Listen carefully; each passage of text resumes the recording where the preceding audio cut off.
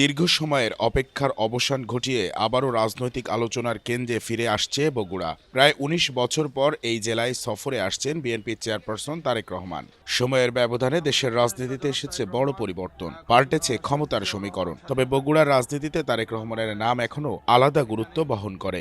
ঢাকার বাইরে এটি তার প্রথম সফর হওয়ায় বিএনপির সাংগঠনিক রাজনীতিতে এর তাৎপর্য বাড়তি বলে মনে করছেন সংশ্লিষ্টরা। দলীয় সূত্র জানায়, আগামী ১১ জানুয়ারি সন্ধ্যায় তারেক রহমান বগুড়ায় পৌঁছাবেন এবং রাতে অবস্থান করবেন। পরদিন ১২ জানুয়ারি সকালে শহরের আলতাফুন নেসা খেলার মাঠে প্রয়াত সাবেক প্রধানমন্ত্রী বেগম খালেদা জিয়ার আত্মার মাগফেরাত কামনায় আয়োজিত গণদোয়ায় অংশ নেবেন। এরপর শহরের গুরুত্বপূর্ণ সড়ক অতিক্রম করে তিনি মহেস্থানে হজরত শাহ সুলতান বলখি শাহী সাওয়ার রহমতুল্লাহ আলাইহের মাজার জিয়ারত করবেন। নির্বাচনী আচরণবিধির কারণে বড় ধরনের সমাবেশ বা সংবর্ধনা না থাকলেও দীর্ঘদিন পর দলীয় প্রধানের আগমন ঘিরে বগুড়া জুড়ে বিএনপির নেতাকর্মী ও সমর্থকদের মাঝে ব্যাপক উৎসাহ ও উদ্দীপনা লক্ষ্য করা যাচ্ছে। রাজনৈতিক বিশ্লেষকদের মতে, তারেক রহমানের এই সফর আসন্ন জাতীয় নির্বাচনকে সামনে রেখে বগুড়ার রাজনীতিতে নতুন বার্তা ও গতিশীলতা সৃষ্টি করতে পারে।